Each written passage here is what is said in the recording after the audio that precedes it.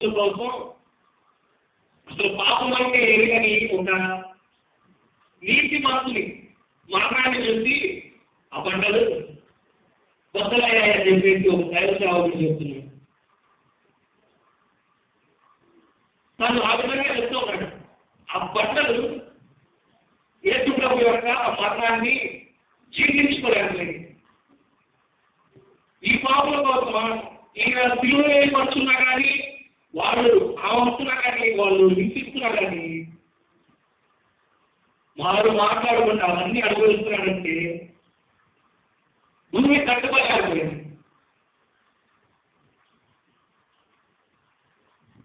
బట్టలు బద్దలైతే ఇప్పుడు మన హృదయాలు మన పిలోత్యాలు ఎందుకు చేస్తున్నామంటే మన హృదయాలు ఏమన్నా ఈ కఠినంగా మార్చబడితే అవన్నీ కరిగిపోవాలి. యేసు ప్రభు యొక్క మరణం తెలుసుకొని యేసు ప్రభు యొక్క విలువ వాల్యూ విలువ తెలుసుకొని మనం ఆయన వైపు త్రిప్పబడతామని చెప్పేసి మాత్రమే మనం ఈ సిలువ ధ్యానాలు మనం ఆచరిస్తున్నాం.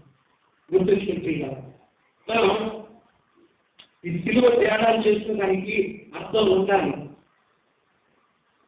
ఎందుకు ఉపవాసం ఉంటున్నావా మనకి తెలియాలి. తెలియకుండా ఉపవాసం ఉంటారు. ఎందుకు ఉండాలో తెలియదు. అందుకు తాము నలగొట్టుకోవాలి. తమ హృదయాలు దేవుని వైపు తిప్పబడాలి. దేవునితో దగ్గరగా జీవించాలి. యేసు ప్రభువు మన కోసం విడిచిపోయి మన కోసం చేసినటువంటి త్యాగం వృధాగా పోకూడదు. అది దేవుని చిత్తం. వృధాగా పోకూడదు. అది మనం యూజ్ చేసుకోవాలి. ఇట్లా చేసుకుంటామో లేదా సంవత్సరానికి ఒకసారి సంవత్సరానికి 3 సార్లు చర్చికి వస్తే సరిపోదు.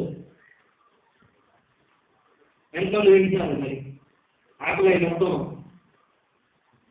డౌరైపోయాయి ఫ్యాక్టరీలో. గమనించండి, సంవత్సరానికి ఒకసారి పంటగ వెళ్తూ ఉన్నాడు. దీనివల్ల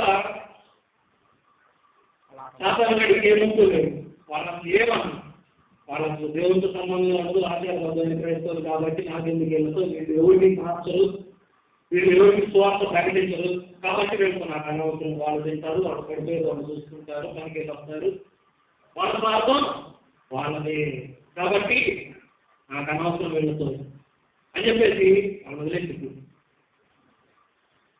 మన పరిస్థితి ఎలా ఉంది?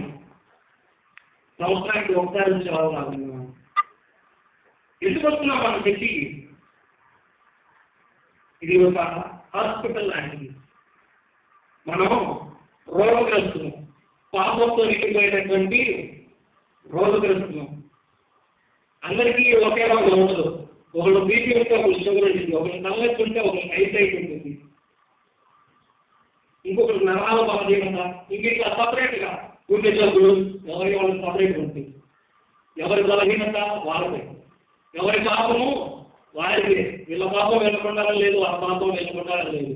అయితే ఈ పాపాల నుండి మనం విడుదల పొందాలి. రోగాల నుంచి ఎవరైనా విడుదల పొందాలని కోరుకోవాలి. నేను మెడిసిన్స్ తీసుకోవడం అవసరం లేదు, నేను ఇంతే ఈ రోగంతో ఇంతే చచ్చిపోతాను అని కోరుకుంటాను లేదు కదా. అలాగే మనం ఈ దేవాలయం, దేవుని యొక్క ఆలయం, దేవుని హాస్పిటల్, మన హృదయాలు మనం చెక్ చేసుకోవాలి. మెడికల్ చెకప్స్ ఉంటాయి కదా, అలాగే ప్రతి వారం మనం మెడికల్ చెకప్ చేసుకోవాలి. మన హృదయాన్ని చేసుకోవడం ద్వారా ఈ యొక్క 7 మాటల్లో ఉన్నటువంటి ఈ యొక్క అర్థాన్ని మనం గ్రహించి మన జీవితాల్లోకి వీటిని అన్వయించుకోవడం ద్వారా పరిశుద్ధంగా మనం జీవిస్తూ పరిశుద్ధతను మనం కోరుకోకుండా దేవుని యొక్క నిత్యరాజ్య వారసత్వాన్ని పొందుకున్నట్టు ఇవి మనకు సహాయపడాలని కోరుకుంటూ నాకు ఈ అవకాశం ఇచ్చినటువంటి కనకాపురి గారికి, సందర్శనకు, కనకాపులకు వందనాలు.